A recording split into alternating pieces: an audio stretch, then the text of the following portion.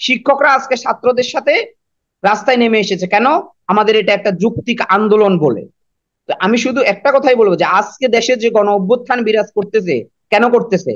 দল মত নির্বিশেষে আজকে এটা একটা যৌক্তিক বৈষম্যহীন আন্দোলন বলে আজকে এই দেশের মানুষ এই আন্দোলনে মানে প্রবাসী ভাইরা সাড়া দিয়েছে প্রত্যেকটা জায়গা থেকে। তা আমি বলবো আজকে আমাদের এই আন্দোলন যদি হেরে যায়, বাংলাদেশ হেরে যাবে। এদেশের সাধারণ দেশপ্রেমিক জনতা কখনো কোনোদিন ইতিহাসে কোনো সরকারি স্থাপনায় হামলা করে নাই। সুতরাং যারা হামলা করিয়েছে, আমরা আবারও দায়িত্বের সাথে বলছি, সেটা কেন প্রকাশ করা হচ্ছে না? যারা অস্ত্র নিয়ে ওপেন গুলি করেছে সেই সন্ত্রাসীরা তো দিবালোকের মতো চিহ্নিত। তারা রাস্তায় ঘুরে বেড়াচ্ছে, তাদের ছবি সব জায়গায় ঘুরে বেড়াচ্ছে, হাজার হাজার ফেসবুক পোস্ট করতেছে, যে কেন তাদেরকে ধরা হচ্ছে না?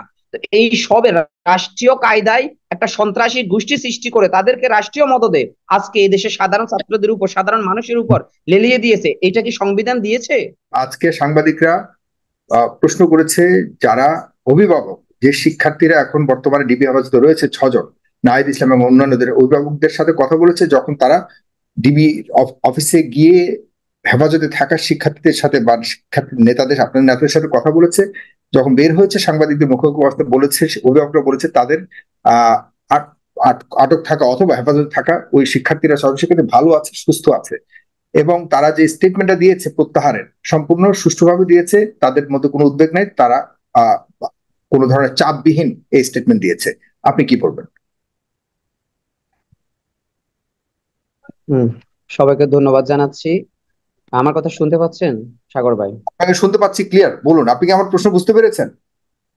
হ্যাঁ হ্যাঁ, আপনার প্রশ্ন আমি বুঝতে পেরেছি। আমি এটা আসলে কালকেই ক্লিয়ার করেছি যে আমাদের যে চলমান যে আন্দোলন, সে আন্দোলনের সাথে এদেশের সাধারণ মানুষ, এদেশের জনগণ, এদেশের বুদ্ধিজীবী সহ অর্থাৎ দেশপ্রেমিক প্রত্যেকটা নাগরিক আমাদের এই আন্দোলনে নৈতিক সমর্থন দিয়েছে।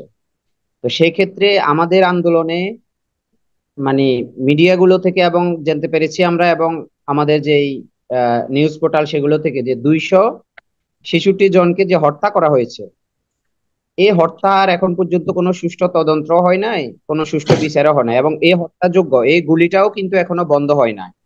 তো সেই জায়গা থেকে আমাদের 6 জন সমন্বয়ক সুস্থ আছে কি সেই প্রশ্নে আমরা যাবই না। বাংলাদেশ কি সুস্থ আছে আপনার কাছে মনে হচ্ছে? আমি সুস্থ আছি, আপনি সুস্থ আছেন, বাংলাদেশের প্রত্যেকটা নাগরিক আজকে নিরাপত্তাহীনতায় ভুগতেছে। তাহলে আমার 6 জন, 20 কোটি মানুষ আজকে হুমকির সম্মুখীন, সেখানে আমার 6 জন সমন্বয়ক সুস্থ আছে কিনা সেই প্রশ্নে আমি যাব না। আমি হুম। শুধু আপনাকে বলবো আমাদের যে চলমান আন্দোলন, আমাদের যে দাবি ছিল পুলিশ গুলি করতে পারবে না, পুলিশ না, কিন্তু কিন্তু আপনারা আজকেও তো গুলি কালকে চালাচ্ছে। বলেছিলেন যে বন্দুকের মুখে এবং পিস্তল ঠেকিয়ে তাদের কাছ থেকে কথা আদায় করেছে, সে জায়গাতে আপনাদের অবস্থান কি নতুন করে আজকে হ্যাঁ, সেটাই যখন তো আমি বললাম, অভিভাবকরা সেটা খুশি? তো কালকেই স্পষ্ট করেছি যে একটা মানুষকে যদি আপনি বন্দি করে তার থেকে কোনো স্টেটমেন্ট নেন, তো সেটা হুম। তো আসলে ছাত্র সমাজ গ্রহণ করে নাই। যদি গ্রহণ করতো তাহলে তারা আজকে বিক্ষোভ মিছিলে যোগ দিত না স্বেচ্ছায়। তো এই আমাদের হুম। প্রশ্ন ক্লিয়ার হয়ে গেছে। সুতরাং তারা কি বলছে, তারা যে স্বাভাবিকভাবে বলছে না, সেটা তো ছাত্র সমাজই প্রমাণ দিয়েছে, সাধারণ মানুষ প্রমাণ দিয়েছে। আপনি আজকে সোশ্যাল মিডিয়া গুলো দেখেন, আজকে আপনি সারা বাংলাদেশের ওপেন মতামত নিন, আমাদের যে আন্দোলনটা এটা একটা যৌক্তিক আন্দোলন, সে আন্দোলনে সারা দেশের মানুষ সমর্থন দিয়েছে। শুধুমাত্র এটা একটা যৌক্তিক এবং বৈষম্য বিরুদ্ধে আন্দোলন বিধায় দলমত নির্বিশেষে আজকে সবাই সমর্থন দিচ্ছে। আমার স্কুলের ছাত্রদেরকে গুলি করে হত্যা করা হচ্ছে, কলেজের ছাত্রদেরকে গুলি করে হত্যা করা হচ্ছে, বিশ্ববিদ্যালয়ের মেধাবী স্টুডেন্টদেরকে গুলি করে হত্যা করা হচ্ছে। তো সেই হুম। জায়গায় আমাদের আন্দোলন তো চলমান। সেই জায়গায় আজকে কারফিউ দিয়ে সারা দেশকে আজকে ব্লক করে রেখেছে সরকার প্রশাসন। তো সেই জায়গায় সাধারণ শিক্ষার্থীরা তাদের কারফিউ অমান্য করে তো আজকে সারা দেশে তো বিক্ষোভ হয়েছে। তা আমি তো মনে করি যে আমাদের আন্দোলন তো চলছে এবং এটা আরো দুর্বার গতিতে চলছে। আজকে বিশ্ববিদ্যালয়গুলো বন্ধ, মানে জোর করে বন্ধ করে দেওয়া হয়েছে, বিশ্ববিদ্যালয়গুলো খোলা নেই। তো এই পরিস্থিতিতে যে মানুষ আন্দোলন করতেছে, কেন করতেছে? আজকে দেখুন, মিরপুরে সেনাবাহিনীর গাড়ির সামনে সবাই রাস্তায় শুয়ে গিয়েছে যে আমাদেরকে গুলি করুন, আমাদেরকে মেরে ফেলুন। মানুষ কতটা অসহায় হলে নিজের জীবনটা বিলিয়ে দিতে পারে। কারা এরা? শিক্ষার্থী? কারণ সকল শিক্ষা প্রতিষ্ঠান তো বন্ধ এখন, শিক্ষার্থীদের কি আন্দোলন চলছে আর সেনাবাহিনীর গাড়ির সামনে শুয়ে পড়েছে? এরা কারা? এরা কি জনগণ নাকি আসলে শিক্ষার্থীরাই ওখানে করেছে? এই খবরটা যদি আমি শুনি আপনার কাছে।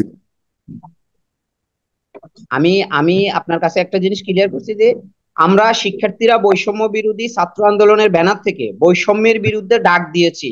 আমাদের সেই ডাকে সাধারণ ছাত্রদের সাথে এদেশের সাধারণ জনগণ সাড়া দিয়েছে, সেটাকে আমরা সাধুবাদ জানিয়েছি। আমরা বলেছি যে নির্বিচারে দেশের ছাত্রদেরকে গুলি করে হত্যা করা হচ্ছে, দেশবাসী আপনারা আমাদের সহযোগিতা করুন। সাধারণ মানুষ আজকে আমাদের আন্দোলনে সাড়া দিয়েছে। আজকে দেখুন, আমরা মেট্রো রেলে কারা আগুন দিয়েছে, বিটিবি ভবনে কারা আগুন দিয়েছে, এটা তদন্ত করার দায়িত্ব কি সাধারণ শিক্ষার্থীর? এটা তদন্ত করার দায়িত্ব কার? যাদের তদন্ত করার দায়িত্ব তারা কেন তদন্ত করছে না? কিছু কিছু গোয়েন্দা সংস্থা বলতেছে যে, আজকে আপনি দেখুন সোশ্যাল মিডিয়াতে এটা অলরেডি ভাইরাল হয়েছে যে সরকার দলীয় শ্রমিক লীগের লোকজন অর্থাৎ মালিক সমিতির লোকজন এই মানে মেট্রো রেলে আগুন দিয়েছে। কেন আগুন দিয়েছে? মানে মেট্রো রেল চলার কারণে হচ্ছে বাসে যাত্রী কম উঠে, সেই জায়গায় তারা দুর্বৃত্ত কায়দায় পরিকল্পিতভাবে হামলা করেছে। আমি আবারও দায়িত্ব নিয়ে বলতেছি, এদেশের সাধারণ দেশপ্রেমিক ছাত্র, এদেশের সাধারণ দেশপ্রেমিক জনতা কখনো কোনোদিন ইতিহাসে কোনো সরকারি স্থাপনায় হামলা করে নাই। সুতরাং যারা হামলা করিয়েছে, আমরা আবারও দায়িত্বের সাথে বলছি, সেটা কেন প্রকাশ করা হচ্ছে না? যারা অস্ত্র নিয়ে ওপেন গুলি করেছে সেই সন্ত্রাসীরা তো দিবালোকের মতো চিহ্নিত, তারা রাস্তায় ঘুরে বেড়াচ্ছে, তাদের ছবি সব জায়গায় ঘুরে বেড়াচ্ছে, হাজার হাজার ফেসবুক পোস্ট করতেছে, যে কেন তাদেরকে ধরা হচ্ছে না? এই সবের রাষ্ট্রীয় কায়দায় একটা সন্ত্রাসী গোষ্ঠী সৃষ্টি করে তাদেরকে রাষ্ট্রীয় মদদে আজকে এই দেশের সাধারণ ছাত্রদের উপর, সাধারণ মানুষের উপর লেলিয়ে দিয়েছে। এটা কি সংবিধান দিয়েছে? এটা কে অধিকার দিয়েছে এই সন্ত্রাসীদেরকে মানে প্রশাসনের মদদে, রাষ্ট্রের মদদে সাধারণ শিক্ষার্থীদের উপর ন্যাক্কারজনক ভাবে দেশীয় অস্ত্রশস্ত্র নিয়ে, আগ্নেয়াস্ত্র নিয়ে হামলা করার জন্য? কই তাদের একটা বিচার তো আমরা দেখি নাই। তাদের কয়জন অ্যারেস্ট হয়েছে? আমাদের এই আন্দোলনে যতজন গুলি করেছে সাধারণ শিক্ষার্থীর উপর, আমি প্রশাসনের কথা বাদই দিলাম, সন্ত্রাসীদের কয়জনকে ধরেছে সরকার? প্রশাসন কয়জনকে চিরুনি অভিযান দিয়ে ধরেছে?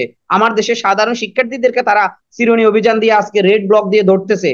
কি মানে আমাদের যেখানে সাধারণ শিক্ষার্থীদেরকে নিরাপত্তা দেওয়ার কথা, সেখানে রাষ্ট্রীয় কায়দায় যদি আমাদেরকে হত্যা করার জন্য সন্ত্রাসীদের মুখে দিয়ে দেওয়া হয়, তাহলে এই সাধারণ স্টুডেন্টরা কোথায় যাবে আজকে সাগর ভাই? আমি বলবো, আপনারা বলছেন আন্দোলন চলমান, আপনারা কতটুকু চলমান রাখতে পেরেছেন? আজকের পরিস্থিতি কি ছিল, ছোট্ট করে এই জায়গাটা শেষ করবেন।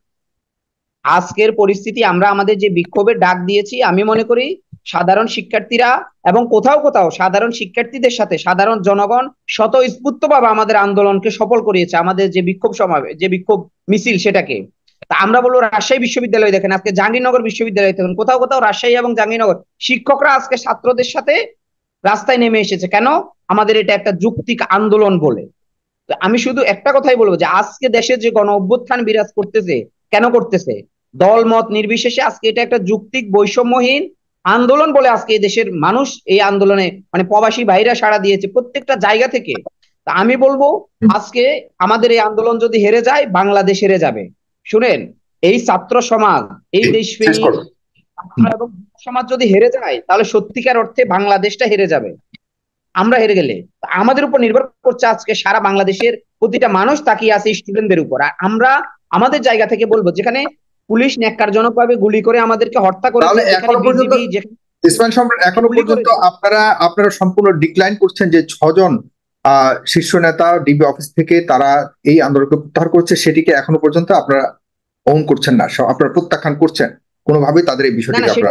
সেটা তো আমরা কালকে প্রত্যাখ্যান করেছি বিদায় আজকে আমাদের আন্দোলন হয়েছে। যদি সেটা আমরা কালকে মেনে নিতাম, তাহলে তো আজকে বিক্ষোভ হতো না। এটা তো স্পষ্ট। জি, স্পষ্ট। আপনাকে অনেক ধন্যবাদ।